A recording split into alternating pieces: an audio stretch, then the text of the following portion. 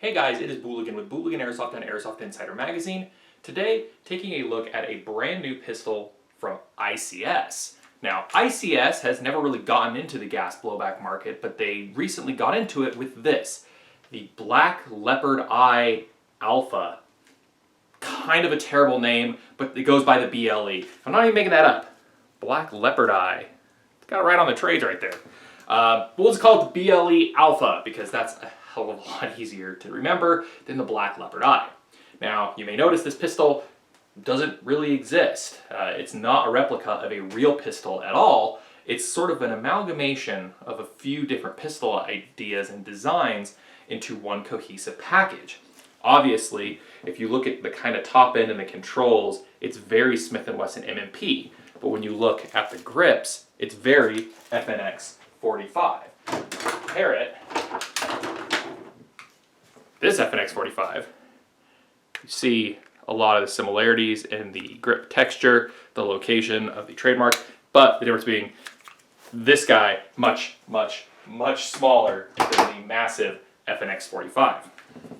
You have interchangeable back straps that come off easily. Let's pull that off. Comes with this more rounded one, and then a flat version, just depending on your grip style. And it comes with fully ambidextrous controls. And I don't mean stuff can be switched around. I mean everything's fully ambidextrous. You've got a slide catch, hard to be left-handed. You've got on both sides. Your magazine release can be pushed from either direction, and it comes off just fine. The magazines themselves are metal, obviously. Hold the gas inside, obviously. Hold about 20-something rounds and have great gas economy if you take your time. However, if you do not take your time, if you blast through this thing, you will run out of gas before you run out of your first round of BBs. I'm not understanding how that really works out, but the cooldown effect on this seems amplified and is pretty extreme if you're firing quickly. The velocity is pretty low, only around 300 FPS, and the gun shoots ridiculously far for that velocity. The hop-up appears to be just a standard TM-compatible hop-up unit, but some magic with the material that they used or the barrel, I guess it's a 6.01 type bore, gives this thing astounding range, like 150-foot range for a 300 FPS pistol. It's really quite impressive. Now, to add to the confusion of this thing, it looks like a Smith & Wesson had a baby with an M&P, but it fits in Glock style holsters. Glock 17 holsters, it fits just fine. So keep that in mind when you are looking for a holster for this. So this guy should retail right around $100, making it a very compelling pistol if you're looking for a gas blowback pistol. We did some gameplay with this at Milsim City here in Salt Lake City, Utah, and the players that tried it out were very impressed with it. The only major negative that they noted was that gas cooldown effect if you're putting through rounds quickly. So let's go ahead, let's put some rounds through it, and let's actually see how this thing shoots.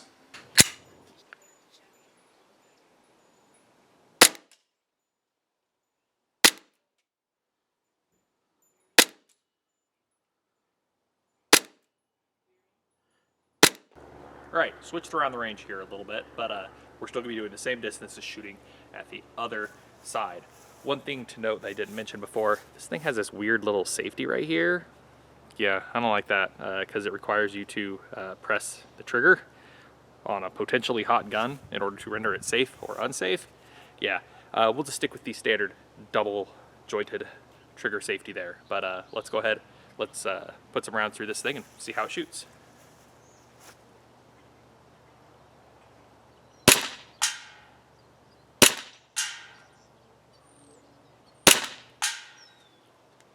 Turn the camera around. Let's see how I'm doing.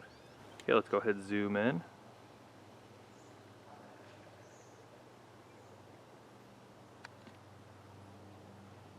All right.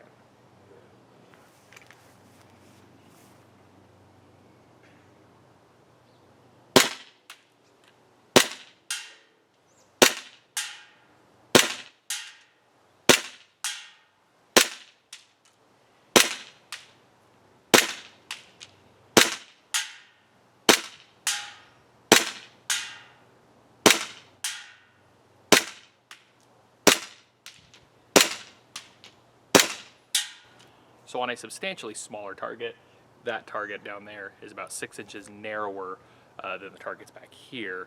I'm still getting a pretty good hit probability. The shots are just usually going a little bit side to side, and that's frankly because I'm not that great of a shooter when I'm standing.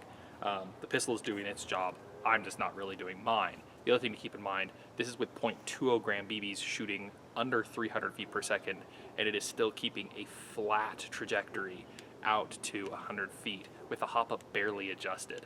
So I'm thinking if I throw some heavier weight ammo in this thing, crank that hop up a little bit, this will still be putting out a flat trajectory well out past 120, 130 feet. Because as it sits right now, I can easily hit a torso-sized target, a human being at ranges out to 140, 150 feet with just a little bit of elevation added. So this thing may not be the best looker.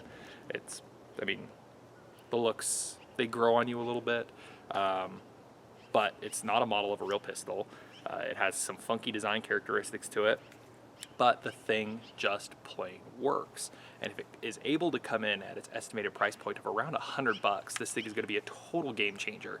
And it really excites me for what the Bravo line could be, or the Charlie line, even the Delta line. If ICS continues to produce pistols with this kind of performance in a variety of form factors, there's no way that thing can't be a winner. Now, if you don't mind, I'm going to put some more rounds on target.